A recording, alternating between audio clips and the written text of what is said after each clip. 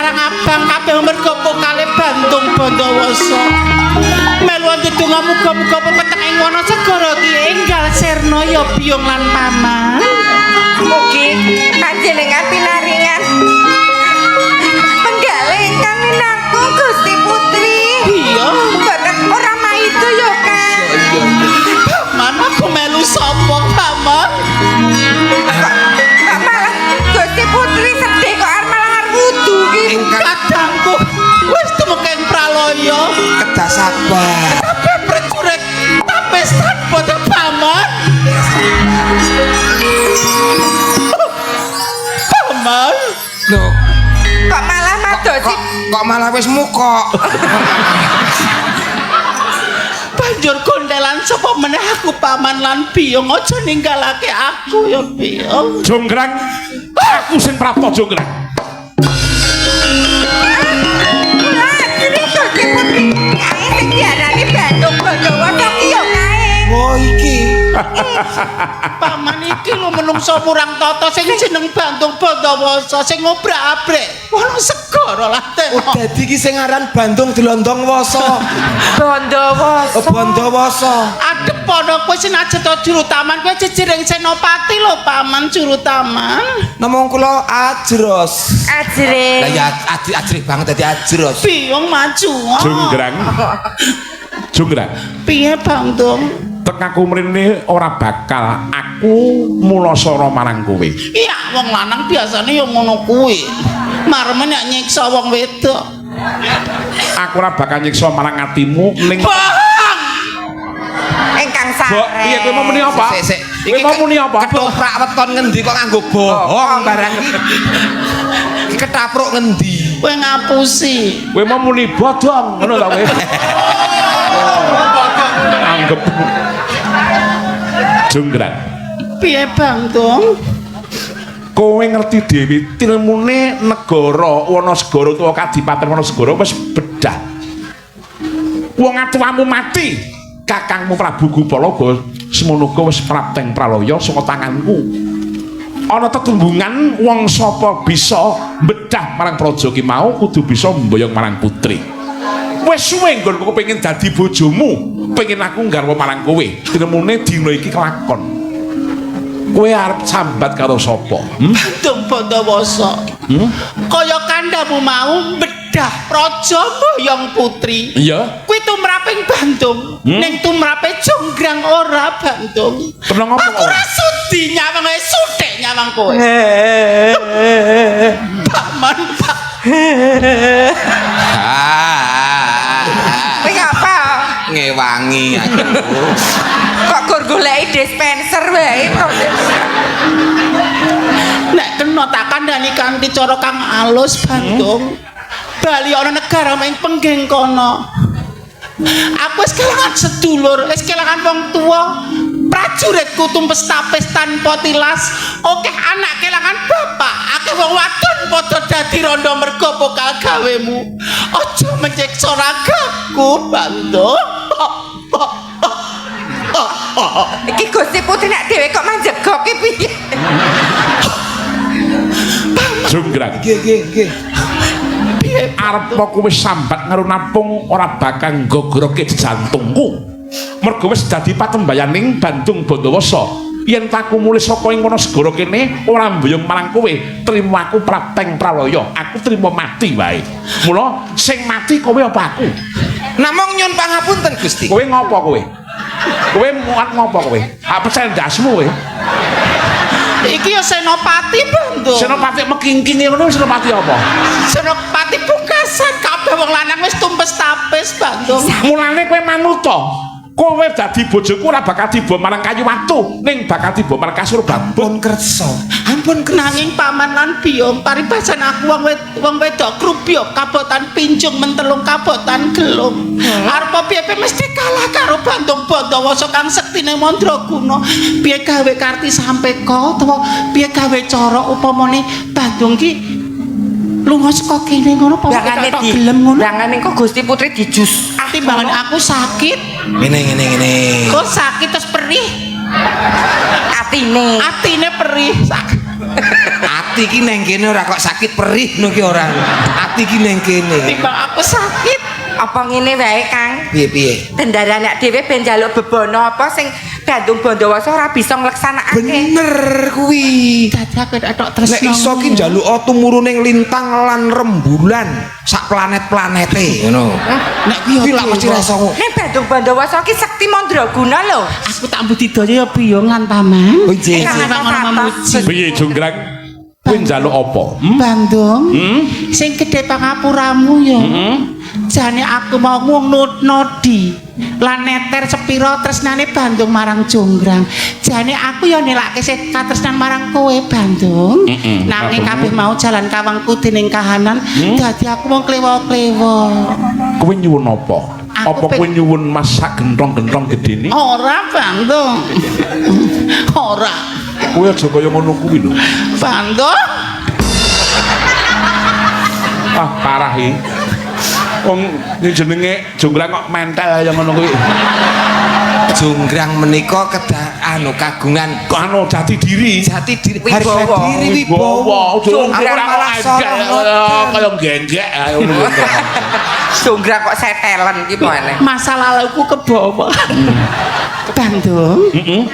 Goroh palih apa aku tresno marang sliramu nanging Piye? jenenge Wanudya bakal kaboyong dening kakung kawangku dening priya mesti wae duwe bebono. Kowe nyuwun bebono apa wong Aku ae? njaluk panjaluk ya, Bang. Heeh, njaluk apa? Njaluk candi cacah 1000 sewengi. Ayo mulih mak coprake elek. Ora perang-perang mak. Iya. Coprake tuwek no mak. Jonggrange kisut no mak. Ngono e Bandung praya mesake ya mak. Dudut katut surung luntrung diambung angop. Lah iya. Wis ngene wae mak malah penak kok. Ya. Pangapunten Gusti Kakung. Nyuwun apa? Njaluk bayi bayi. Candi cacah 1000 sewengi kudu dadi. Candi ndara. Ya Ampun, sasar bayi. susur. Wong Nggih. nesuki sasar susur paman. Hati-hati mung sak tembung Nggih. candi 1000. Nek bayi 1000 niku plentung prucut niku ora bayi ning anak tikus. Oh iya, matur nuwun mbok elingke ya paman. Nggih. Njaluk candi cacah 1000 sewengi kudu dadi sadurunge jago-jago padha kluruk Bandung. Tak turuti panyuwun wong ayu mergo saking gedhe tresnaku marang kowe. Tenan Bandung. Candi 1000 sewengi kudu dadi tak laksanakake tak Bagus. tindakake. Sarangen. Biyong lan paman. Padha nuthuk alu lan nesu. Dimen suarane mau ganggu. Jago-jago satemah padha kluruk ya biyong iya. Dadi sadurunge biar padang jago wis kluruk Iya. kanggo jegal. Bandung Bondowoso sak niku koyo gawe candi. Sayo gage nang nutuki lesong.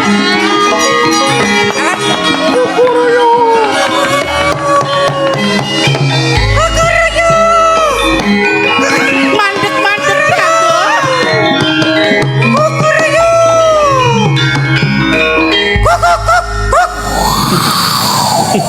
Kirike ya tangi. Iki suara apa? Angin. Angin ora dibutuhke kene. Lereno anggonmu ngupaya gawe candi Bandung. Wis para esuk jago-jago padha kluruk, kirik-kirik padha cegok. Iki wis parake ro. Wis Esok. Para esuk. Para esuk. nyawang wong ayu iki pancen dadi sasar susur kok Bandung. Samangen aku wis bisa mujuti candi 1000 sewengi dadi. Candi 1000 sewengi dadi. Sawangen. Kaya ngapa kastene Bandung Bondowoso? Menika candi-candinipun ndara. Mbak Detong sik to. Nen ya kudu diteliti meneh. Paman. Tritinen utawa hitungan sing kanthi permati aja nganti kowe mau tunda bima. Iya Bandung, Iki ora kok- esuk ora sore candi genep 1000 Jonggrang saguh kabeh ing Iki pengking. kok terus piye nek nganti candine genep 1000? Ya badarno.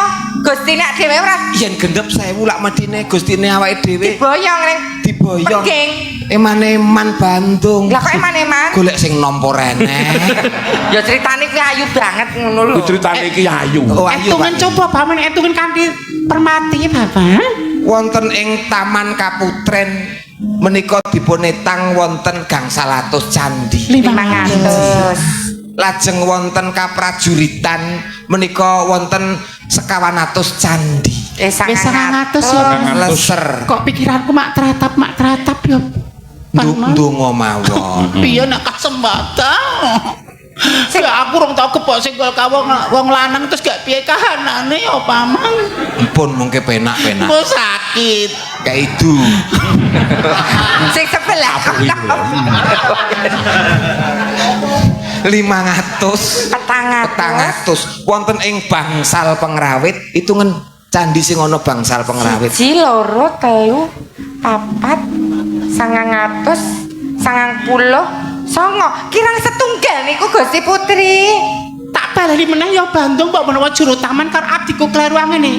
Naliti Kuwi matane katara kabeh kuwi. 600 800 150 Bandung Piye? bareng tak talisih kanthi permati kasunyatan candhi ora genep 1000 nanging isih 999 ateges badar lan ora kesempatan sliramu boyong jonggrang ana ing pengging Bandung Piye? ateges Ayo jalan. Piye? ateges ora kesempatan sliramu boyong jonggrang ana ing pengging Bandung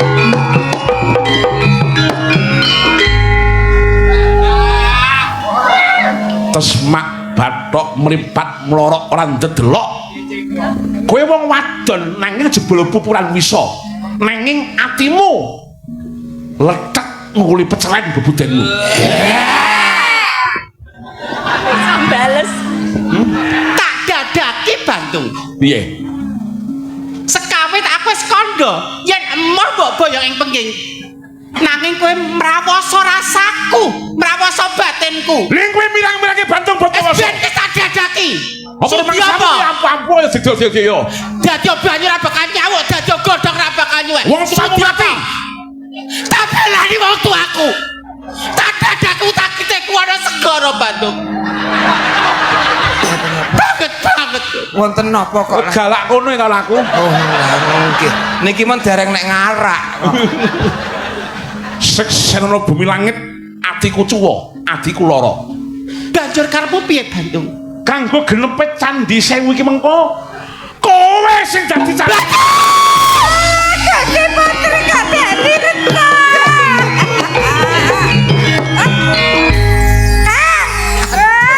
Tos kabeh. Ora mung kowe jonggrang sing dadi genepe 1000 iki mengkone tak genepi 1001. Kae sing mlayu sing lanang kae dadi reca selawase uripmu.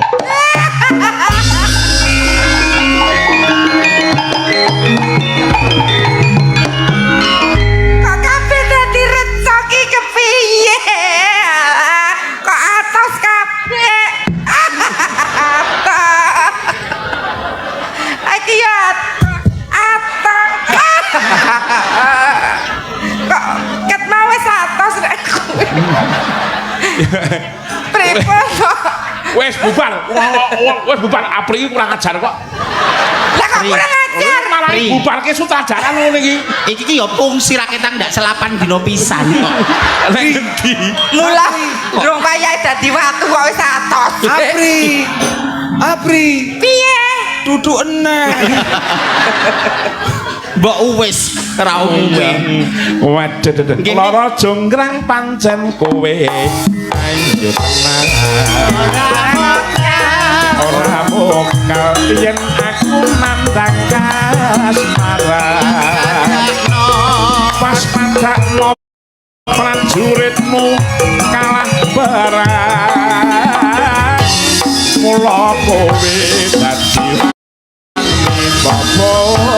boyongan Jaka Bandung kowe aja aku melungko barang iki kanggo tuturang rampung Pati Kang Mas Prabu Kupala Kang Sita labuhe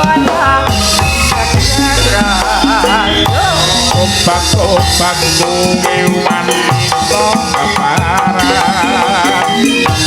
ora ngerti yen Bandung lanang ing jagat putra ratu pengging Prabu Tamarmaya aku duwe aji sakti kandhawasa lara jonggrang mangupa sun pundhut garwa Bandung aku dedek kono kanthi semu sawani kudu dadi ya jonggrang banyuwut tak turuti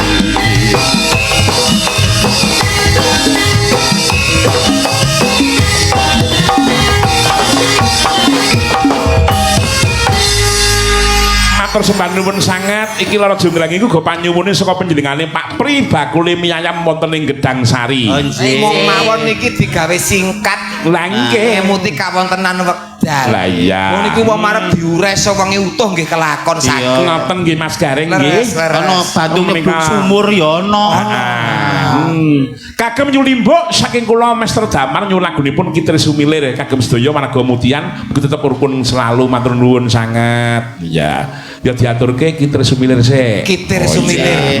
Ingkang nembangaken nggih nuwun sewu. Ayo Mufidah iso nduk. Oh iya. Kitir Sumilir monggo jumeneng saking palungganipun rung-rung ayo monggo rung-rung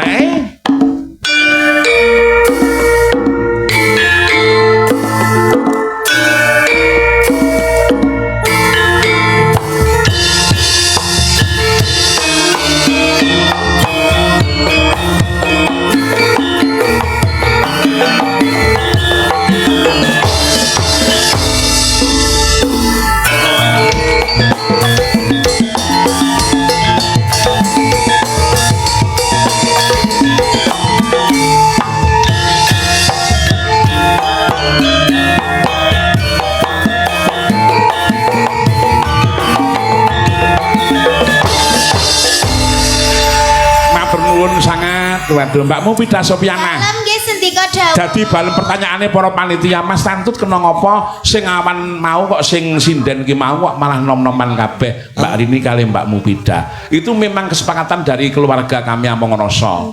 Dadi ora ngomongake sing sepuh terus butan iki kan mesake. Leres. Nek keneng mah barang ngantek asam lambung barang ngantian butan niku. Pun singkat. Nganti di penyakit lalen barang ngantian wis ngantian. Ya iya.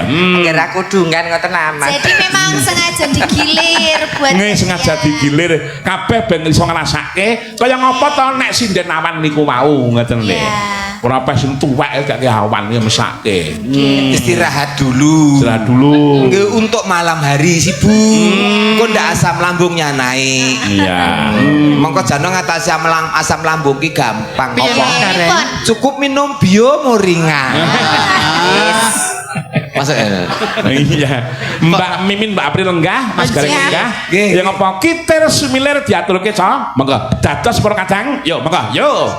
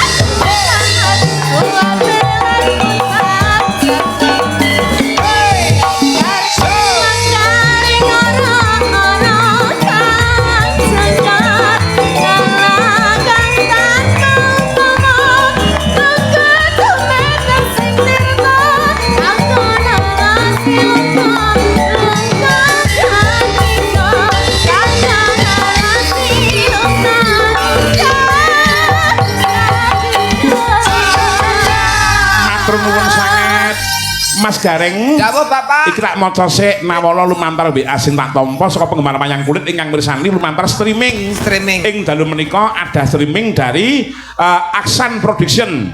Semono live TikTok Gapiro Budaya. Oh, nggih. Aksan Production kalian TikTok Gapiro Budaya. Nggih. Saking Pak Tik Kendal, sugeng dalu Mas matur nuwun sanget Pakde ingkang sampun paling berkah. Monitor saking Dumpil Medion. Wah, monitor sak keselik Om. Nggih, matur nuwun Nek Pur Dinamo. Mas Uli Sanggang matur nuwun sangat.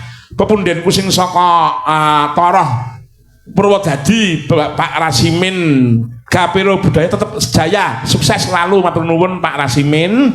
Pak Wangsit Mutian ngapunten Pak Tatut mangke menawi limbukan nyuwun saking panitia saha warga kapurih mboten nampi pajumbang lagu sinten kemawon nggih sarujuk sangat wancinipun limbukan ampun ngantos wonten ingkang nyumbang lagu ning mengke wanci goro-goro kemawon. Oh nggih. Dari kesepakatan dari panitia dan warga agung wonten ing Ladan anu niku Mutian mriki. Mutian mriki nggih ngestok. Pakde Joko Sambi Jajal saking Medion, saking Nganjuk. Nyenenipun Mas Hendri saking Solo, Mas Maman saking Tangerang, Pak Kali saking Mundu, Pak Haji Suradi Kuwasa, Pak Nolas, Mas Sarju Junika, Pak Ngadimu Pondok Ungu, Mas Taufik dan selalu hadir beliaunya Mas Bambang Kumoro, matur nuwun sangat ya. Mas Andi Pencil, Mas Mudin Suko SKTS Klaten, wah matur nuwun sangat. Lajeng Pak Gofar saking Nolokerto, matur nuwun sangat ya. Om Ratno Pasung matur nuwun sanget, matur nuwun ingkang sampun kepareng ningali utawi mirsani. Oh ya. Mas Gareng. Dawuh. Saiki mau sing ngembang rak Mufidah. Mufidah. Heeh, saiki yo sing diarep-arep Bintang tamune sing ngembang. Nggih, wow, loro niki tenan kok gawan keng Pak Sis niki. Lah sing siji iki kur ngombe mawon niku. Ya apa rumang samungi wong kuwi iki ya nuwun sewu lagi panas dalam kok. Oh, api neraka kok ya. Iya. Mulane kuwi. Terus kok gendingan terus lho, Mas. Sini sayangku cinta. Mbut gawe agar kancane akeh ngono iki penak ya Mas Gareng ya. Terus iki wis kabeh enteng Mbak Pimin, Mbak Apri ya enteng, Mas Gareng ya enteng, aku ya enteng. Matur suwun ya, Pak. Ngene iki mbok ndak wengi ya ngene iki. Tur dasare Pak Gareng ki ya Apa gawe sehat trio terus. ngene, Pak? Kita gawe trio kowe tak tukoke gelungan. Gawe trio tegese gawe trio sinden trio. Nggih, kowe tak tukoke Mimin Apri Garing. Gareng. Aja Pak Gareng aja kon gelungan. Lah ngapa? Bojone gek meteng lho. Apa bojomu lagi meteng Reng? Pangestunipun. Nggih. Gusti Allah nek kaya Kae garu. sing gedhe gek rambatan lho kok Hobi. Lho kula ndek prinsip pedoman hidup. Prinsipnya piye? Wong timbang dadi wong seneng mateni wong, pilih dadi wong sing tukang gawe wong. Nek kula Prinsipmu ngono kuwi. oke. Iya. Timbang mateni wong, pilih gawe wong nek kula. Tak gaweke apa piye? Ngono. Ora Ya, Ora dadi. ya daru ki sarep papat le. Mula nek pas bojone lekasan kok klitah-klitih karo aku wae kamar. Ora. Kata kenapa mereka? Niki suwantene elok. Nggih, panyuwunipun saking Bujilah. Nah, Bujilah. nggih. Somben nek Pak Tantut mayang neng kene njaluk lagu Bukit Berbunga. Nah, Oh, nggih. Nah, lan delalah ibu-ipun Bujilah menika sampun ngabundhut, mula ki mung garek nalurekke. nggih mila kintun ugi donga mugi almarhum ibuipun Bujilah pinaringan papan ingkang sae. Amin. Amin. Berdasaripun Bujilah ibu-ipun menika meling kok syukur-syukur somben sindene banci eneng. Lan delalah ya neng. Lah. Kowe no berarti. Iki berarti Ya kowe barang. sinden-sinden loro ki pesenan leluhur ngene. Neng kaono ya ejek memperhatikan nek. Oh, kesemirsani kak ya, aja nyepelekke kak ya. Ayo, maka Bukit Berbunga digarap cara Gapero. ora cara apa? Lorenza. Ya ngapa? Nggih. Ora sanggawa ora apa-apa Mboten, wis Pak, ngono nggih. wae. Mboten. Kowe karen juga. Satu tahun yang lalu. Nggih, nggih Wis ndak ngono ya. ndak kleru gareng endi. Ya kaya gareng karangannya. Monggo nggih. Ya mau jiroji lah yang Bukit Bunga. Berbunga. Iki bukite, iki bungane, Mas. Ya ora nek iki bukite iki bulune. Mas ke? Dadas.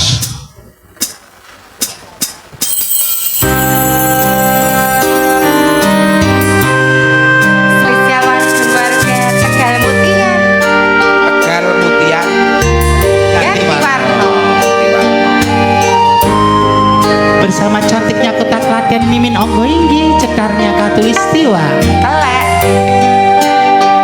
Radio RSPD. Di bukit indah berbunga, kau mengajak aku ke sana. Memandang alam sekitarnya, kala senja telah tiba, mentari tenggelam di gunung yang biru, langit merah berwarna sendu.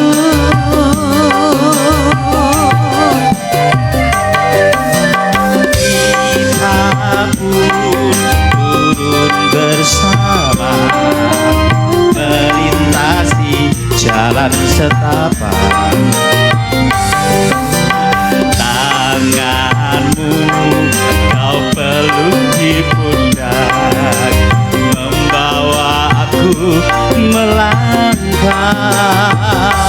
Tak lupa kau petik bunga warna ungu, lalu kau selipkan di rambutku. Yo.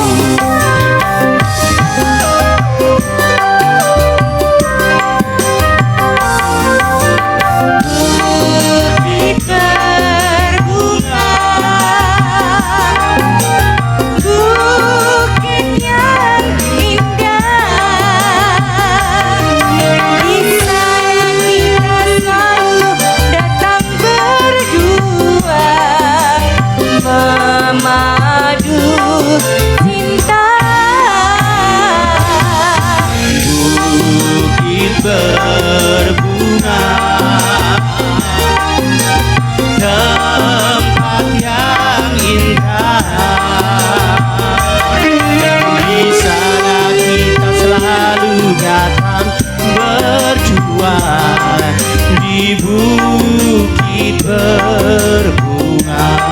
Sampai nomornya yo.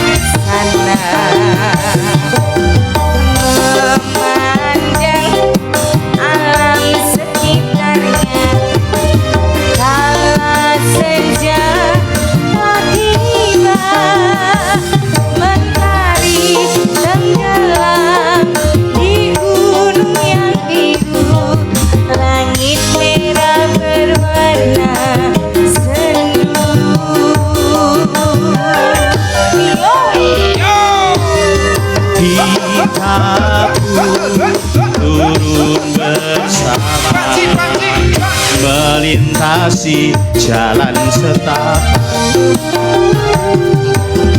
tanganmu kau peluki pundak, membawa aku melangkah. Tak lupa kau petik bunga warna ungu, lalu kau selipkan di rambutku.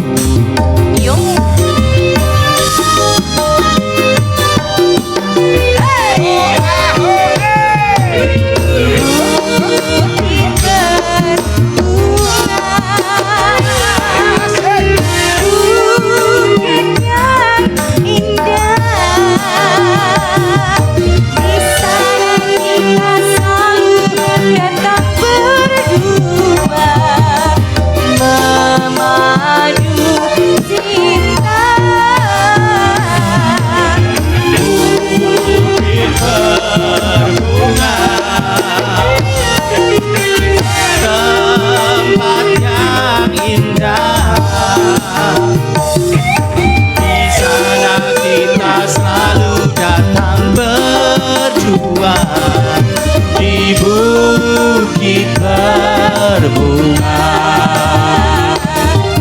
di bukit berbunga. Sampun sak. Matur sembah nuwun sanget. Wis diaturke panyuwun iki mau. Pun luar. Pun luar. Iya. Ora liwat. Ya pokoke iki ning Nawala lumantar mbek asing tak tampa saking Dipun Pak maaf. Asmara Santo Medion ugi warga SKTS nuwun sanget. Pak Gito saking Banjarnegara, Pepunden Dalang Sepuh saking Banjarnegara. Selamat dan sukses Mas Tantut, barokahipun lumebet dhateng kula. Salam kagem Bu Tarni. Jamune napa Mas Tantut kok suwatunipun Bu Tarni niku mentah? Oh niku jamune Pak Mentok niku. Lah iya matur nuwun sanget.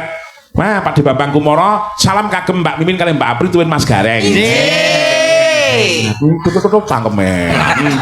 Pak Wali Sugiono nyuwun nyimak Mas Tantut matur nuwun Pak Wali Sugiono. Oh iya. Sugeng dalu Mas Tantut mugi tansah pinangan sehat saking Mas Eko Bodronoyo. Pak Sardu Jumika matur nuwun sangat. Oh iya. Ya diaturke selajengipun panyuwunipun sing paling gawat iki wli. Menapa menika, Pak? Iki saka penggali kubur iki mau. Oh. Ngesake nyuwun gending Kreta Jawa. Oh. Itu Mbak. Iki patute le nyanyi sing api neraka. Iya kuwi. Apa kali? Tapi lo kok gue pacatan terus lo. Dadi takut aku. Lah ya, si nyanyi Mbak Mimin. Duet karo Apri ora apa-apa. Ya.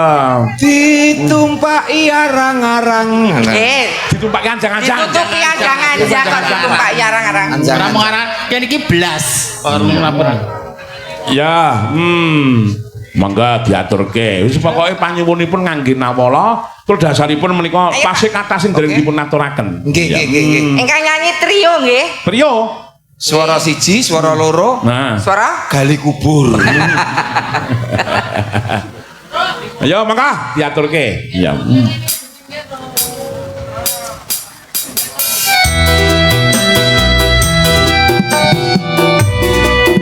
Allahumma sholli ala sayyidina Muhammad.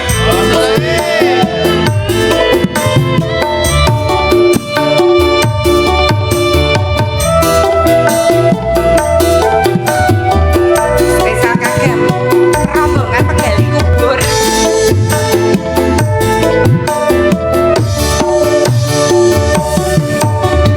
Ono tangis kelayung-layung, nangis sewo kang wedi mati. Kedongono kuncen ono yen wis mati mongso urungo. Tumpake kereta Jawa rodane roda manungsa ditutupi anjan-anjan disirambi ayune kembang.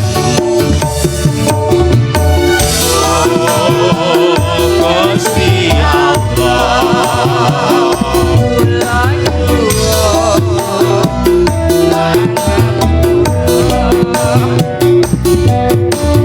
Di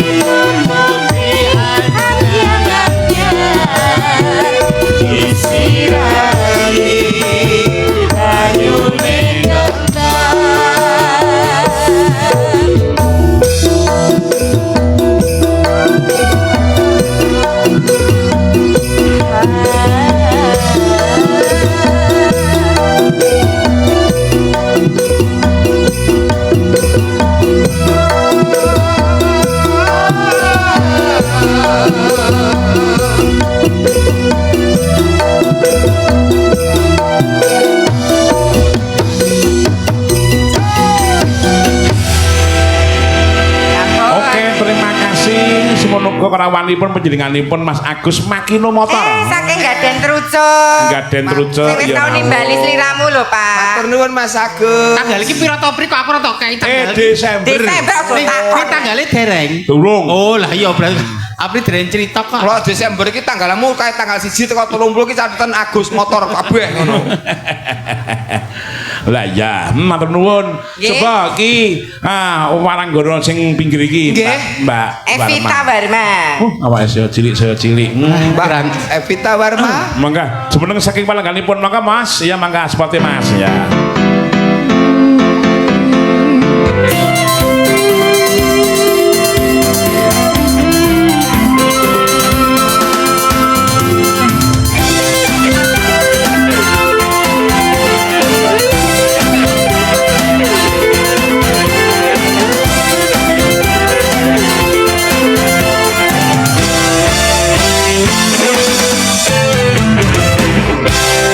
Oke, terima kasih Mbak Warma, selamat malam. Selamat malam. Rada rene nduk, dadi papake Nggih. sagak. Iki sing kene sing wedok, sing kono sing lanang-lanang. Oh ngono. Maksudmu apa ya, Pri? Kok ngaku wedok sunat kuwi lho ngeterkene mbogem aku. Wong Apa sing terima bogem kowe? Nggih. Oh, Cuilan. bapakku. cuwilane ngopo? Cuwilane dienggo gawe kripik kok. Nuwun pangapunten kula mangsuli malih nggih kula matur. Mane menawi badhe nyumbang lagu mengke wancinipun Goro-goro. Nggih, pun pokokipun Dawuh mawon. saking panitia. Panitia klebet menika nyuwun ngapunten nggih Mas Taufik, mengke pokoke sabar rumiyin.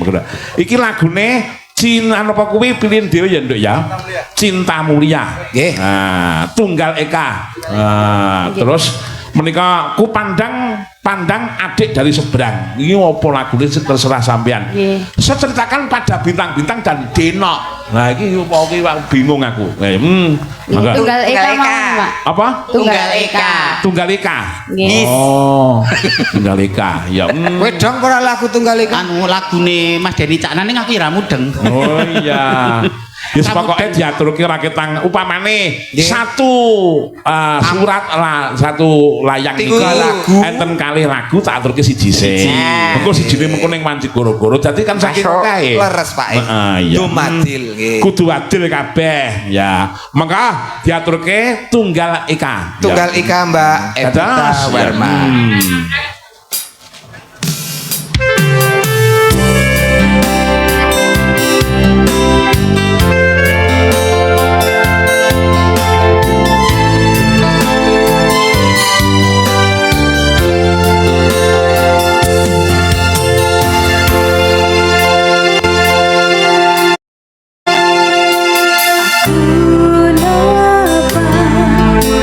Sing pandongan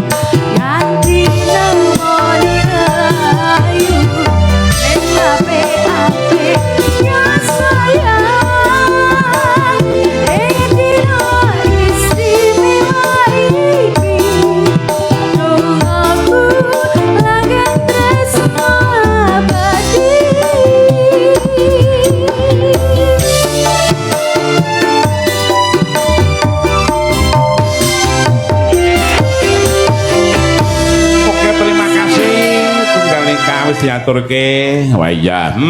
Panyuwun saking Pertigam Persatuan Muda-Mudi Mutian. Wah iya. Lagu Tunggal Ika niki wau nggih Pak. Tunggal Ika. Tunggal Ika. Ya. Coba sing durung diaturke ku pandang-pandang adik dari seberang iki mau lagu apa? Mbok menawa nek panjenengan ngerti, nek ora ngerti mengko ben dianu tulis meneh ning Manjigoro. Cinta Mulia niku Cinta Mulia. Nggih niku nggih wonten Pak. Lintunipun menika wau Cinta Mulia mbok menawi ngaten. Oh ngono. Nah, wonten jago kluruk iki mau piye? Jago kluruk? Ing wayah esuk jagone kluruk. Oh, kuwi. Wau pun dibarengke kalih Roro Jonggrang wau. Oh iya, kluruk kae. Beda kamu fragmen. Nek kuwi apa pelak apa slendro? Kuwi apa? Slendro apa pelak? Slendro pasti. Nah, ya, monggo Mbak Putri mbok menawa nek apal. Oh iya, panyuwun digawe sragenan nang buka saking Mbak Putri. Oh ngono.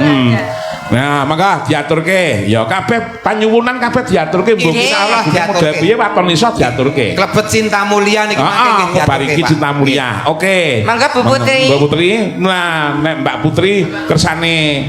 Mangga lah Mbak Mimin malah apel apa-apa kuwi. Mangga. Lagu tuwi-tuwi apal niki. Ya. Isih dipersani uga Mas Tarno Tania Jaya. Oh nggih, matur sembah nuwun sangat. Nggih. Mbok menawa nek kepencete lali wayang. Ya, langsung saking buka saking anu mawon saka celuk. Lah,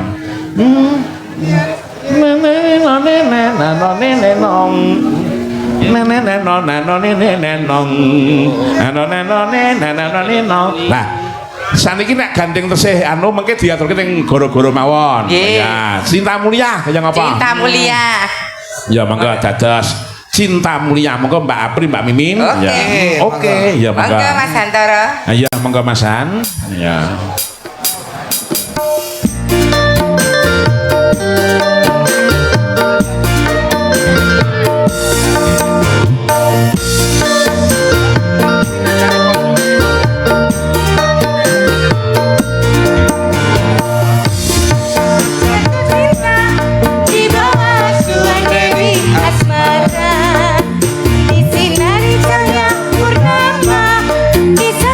Bintang-bintang sejuta saling janji dan setia hidup rukun damai selamanya membina rumah tangga sampai nanti di hari tua.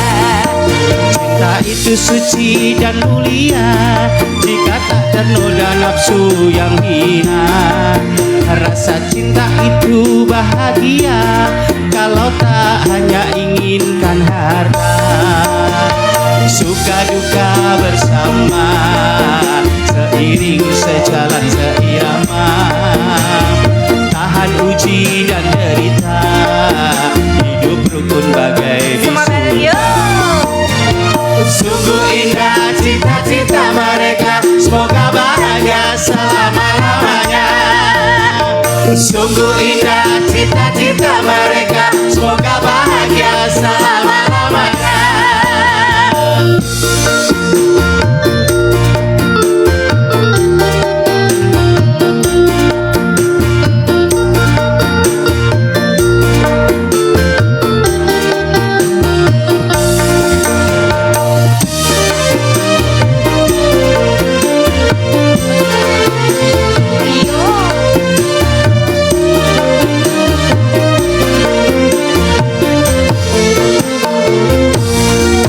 Sepasang remaja jatuh cinta di bawah suasana asmara.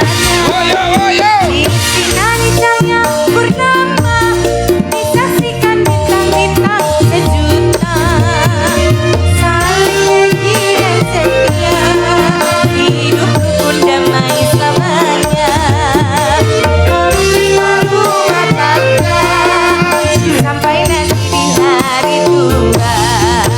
Cinta itu suci dan mulia jika tak ternoda nafsu yang hina. Rasa cinta itu bahagia kalau tak hanya inginkan harta. Suka duka bersama, seiring sejalan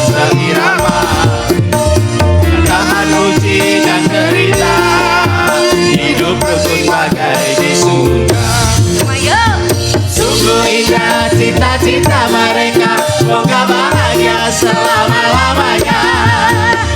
Sungguh indah cita-cita mereka, semoga bahagia selama-lamanya. Sungguh indah cita-cita mereka, semoga bahagia selama-lamanya. Sungguh indah cita-cita mereka, semoga bahagia selama-lamanya.